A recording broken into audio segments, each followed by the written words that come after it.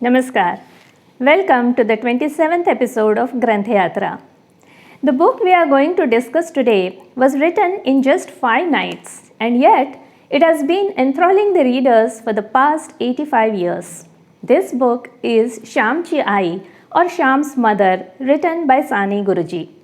It is a collection of soothing memories of an extremely emotional and perceptive mind. Panduranga Sadashiv Sane, the writer of this book, belonged to a village called Palgad in the Konkan region of Maharashtra. After completing his primary education here, he moved to Dapoli and Aundh for higher studies and completed his graduation and post-graduation at Pune. Giving up the prospects of a lucrative career in the city, he chose to teach in rural areas and went on to become a popular and ideal teacher. People began to call him Guruji, which means a respected teacher. Later, he dedicated his life to India's freedom struggle and was imprisoned for many years. When he was in the prison at Nashik, every night he used to narrate the tales about his mother and his childhood spent in Konkan to his fellow prisoners. On the insistence of the listeners, he wrote down these tales and they were published in the form of a book in 1935. Sani Guruji wrote several short stories, novels, poetry and articles. These are available in 73 published books and some as unpublished work. His book Shyamchi Ai has been translated into almost all Indian languages and in English and Japanese. The book is written in the form of tales narrated by protagonist Shyam to his friends at a hermitage every night. Characterization of these friends and residents of the village who join the audience, as well as the description of the enchanting nature surrounding the hermitage, form the background against which these tales are narrated. This book is largely autobiographical. Sani Guruji's father was a khoth or a revenue collector. His family was prosperous in his early childhood. Guruji's mother, Yashodabai, was an extremely affectionate, intelligent, and pure-hearted homemaker. Through her selfless behavior and her occasional advice to her children, she taught them the lessons for a happy and contented life. She earnestly wished that her children should be well-behaved and honest, even if they did not turn out to be wealthy or famous. Sani Guruji paints engaging word pictures of his mother, father, and siblings through the descriptions of day-to-day incidents. In the very first tale, Shyam's mother instills in his mind that a person should not be ashamed of working for a worthy cause. The story goes that Shyam's mother is unwell and unable to make the prescribed 108 circumambulations of the banyan tree for the religious ritual of Vata Savitri. She requests Shyam to do these circumambulations for her, but he is unwilling for he fears that the other women and children in the village would make fun of him for doing a ritual normally performed by women. So his mother says, "A person should not be ashamed of doing the God's work. He should be ashamed of committing a sin." Guruji writes, "It is surprising that we are ashamed to serve our God and our motherland, but we are not ashamed of reading bad books, watching bad films, or smoking. We are not ashamed of indulging in luxuries, but we are ashamed of doing virtuous deeds. It has become fashionable to brag about bad habits. That's our culture today." What was true 100 years ago is true even today. Guruji narrates another such incident. Shyam was very young then. He takes a bath in the evening when he returns home after playing outdoors. He then calls his mother to pat his body dry. His mother wipes his little body with her sari. But Shyam insists that she should spread the gathers of a sari on his bathing stone so that he could wipe the soles of his feet on it. He doesn't wish to walk with wet feet and let them get dirty. His mother fulfills his wish but warns him, "Shyam, just as you are careful not to dirty your feet, be careful never to dirty your mind. Pray to God to give you a clear conscience." Shyam's mother was thus always alert for the upliftment of the souls of her children. She also ensures that her children learn all the necessary skills and they overcome their timidity. Shyam is afraid to learn swimming. He hides behind a sack of rice when his friends come to invite him. His mother spanks him and forces him to go with the other children to the well to learn swimming. Guruji writes, "Friends, my mother wanted brave children. She did not want them to be cowards." Not only through words but through her own actions, Shyam's mother continued to discipline her children. Everyone in Shyam's family knew the skill of knitting large leaves together to make dinner plates. Shyam's mother lays down a rule that everyone has to eat in the plate made with their own hands so that even young children would learn the skill. But Shyam is obstinate and too lazy to learn the art. His mother refuses to serve him food until he makes his own plate. Angrily, he makes a small one by stitching 3 leaves together. She praises him profusely for it, and both his parents encourage him until he acquires the skill to create perfect dinner plates out of leaves.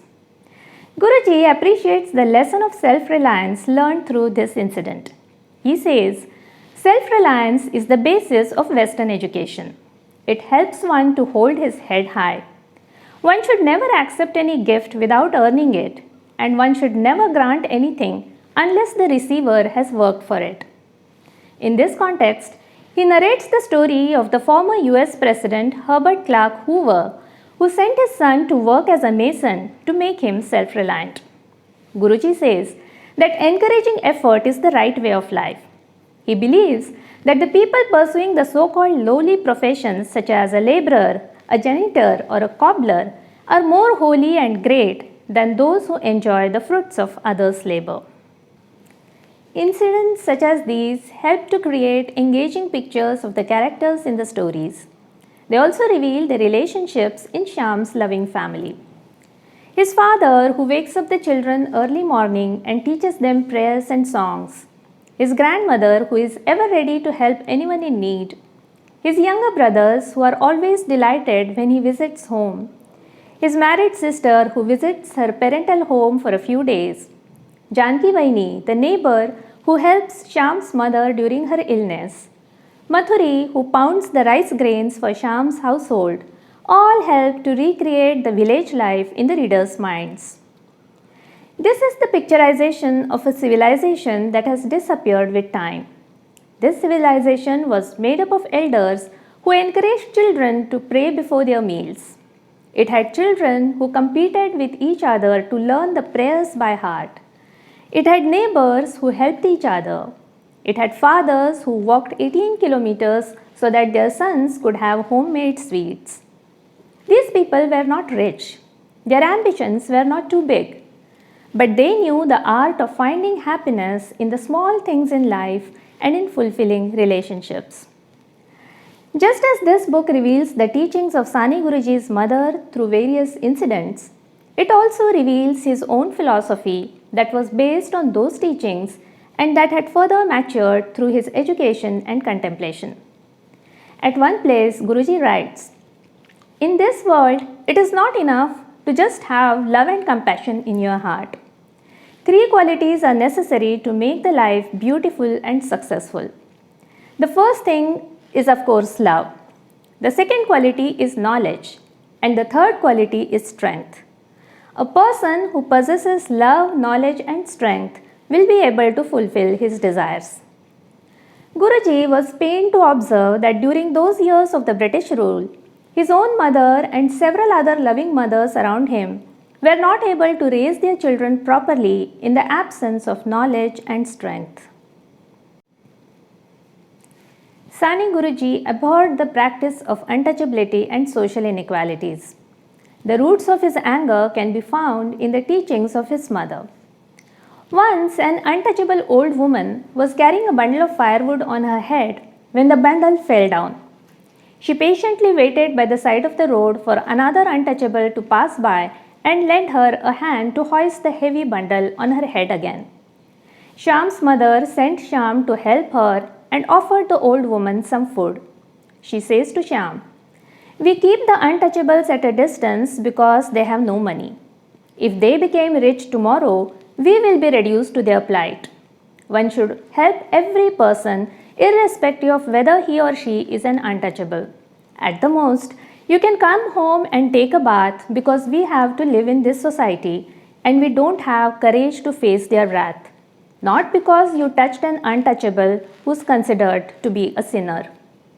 In a way, we are all sinners. She is fully aware that her ancestors had acquired their wealth by exploiting the downtrodden. That's the reason she does not lose her equanimity even when the family is reduced to poverty. Sani Guruji imbibed these teachings in his life.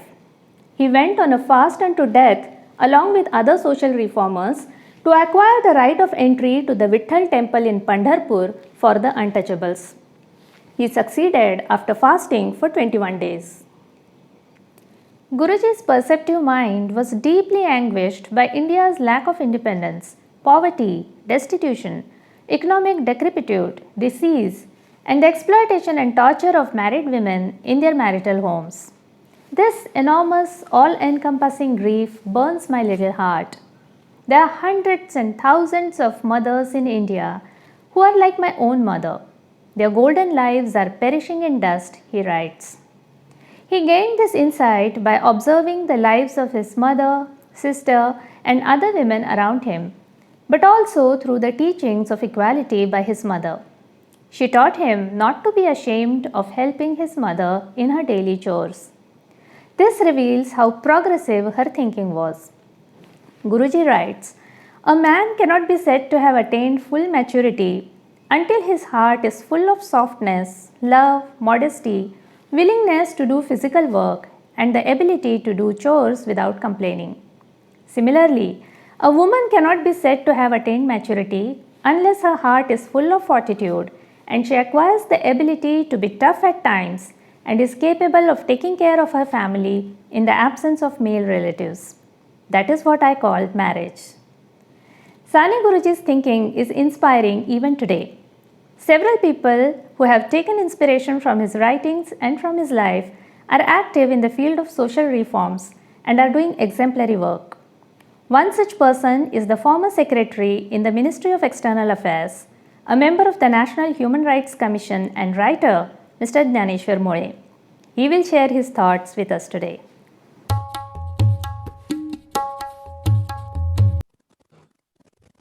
Friends, Sane Guruji, his name was Pandurang Sadashiv Sane. He was a teacher and he wrote this fantastic book called Sham Chahiye. Very, very simple language, very sweet language. And the book essentially contains 42 stories as narrated by Sham, who is Sani Guruji himself, but a younger version, as a child. One after another, stories come and they tell us about how his mother loved him. But she did not love. Sometimes she got angry with him. And there are incidents through which she gave him lessons of life. Today, we are all keen to learn about art of living and all. But Sane Guruji's mother, in her simple lessons she has been teaching, she taught him the art of living. Now, listen to this particular instance when he went out and got a few annas as a gift or dakshina from somebody. He came home, gave that money to his mom, which today's children perhaps may not do it, but the mom admonishes him. His mother admonishes, but gets angry and says that you don't have the right to take anything from anyone without first giving for it. And that has to be hard work, that has to be your sweat, that has to be your labor. Such interesting things. She also encourages him to go and learn swimming in the village. The village well is a place where the children of the village go and learn swimming. She forces him to go there. Then she tells him it's very important that not only your mind, but your body also must be strong to face the society. The book has these fascinating 42 stories full of love, affection, and life lessons. These lessons are about simplicity of life. These lessons are about being not being self-reliant. These are about hard work, honesty. In a sense, they tell us a contrast story to the today's life that we see all around. But I think essentially it has given me a power to love, power to be simple, and power to be energetic all the time. Each of the lesson is full of love. So the power of love is something that I have also received through this book. Sani Guruji himself looked perhaps very simple and innocent, and he indeed was, but he also was very strong in personality. He spent almost 7 years of his life in the prison for India's independence. There is a famous temple of Vithoba in Pandharpur where he did satyagraha. 11 days he fasted so that the temple gets opened for the untouchables. Such were his sacrifices that we cannot forget. India cannot forget. Certainly, people like me cannot forget. His message through his very beautiful poem, Kharato Ekachi Dharma, Jagala Prema Arpave. The only love, only religion is that of love and giving love to the whole of world, whole of universe. Thank you. The stories in the book Shyamji Ai and the incidents narrated in them take place on the backdrop of the natural beauty of Konkan. Guruji's discerning mind is often mesmerized by the beauty of this nature. In the story of the visit to the holy waters of Tamas Tirtha, there is a beautiful description of the bullock cart ride from Dapoli to Ladghar. The journey through dense forest, sighting of a tiger, the early morning chirping of the birds, the high tide near Tamas Tirtha, the enchanting scene of sunset, and Shyam's heart brimming with happiness in the company of his mother make this a pleasant read. In another story, when describing the sea, Guruji writes, "There was a moon in the night sky. The sea was on a high tide, and hundreds of moons were dancing on its bosom, as if the sea was taking hundreds of photographs of its fair and sweet-looking child." Shyam's mother, who offers 108 flowers of the fragrant champak, her planting of the sandalwood tree, the coconut, betelnut and pineapple trees in the orchards, the fragrance of the jasmine flowers blooming in the courtyard, recreate the rich natural landscape of Konkan. When reading this book, the mind can clearly visualize the life in Konkan, the culture that existed 100 years ago, and an auspicious atmosphere of familial love. In the end, the following message by Guruji: create something new, create thoughts, grow food, create cleanliness, create something auspicious, beautiful, useful. Only then you have a right to live, lingers in the mind. Do read this timeless classic in Marathi literature and encourage the children in your family to read it too. We shall meet next Friday to discuss 2 plays. Until then, keep reading.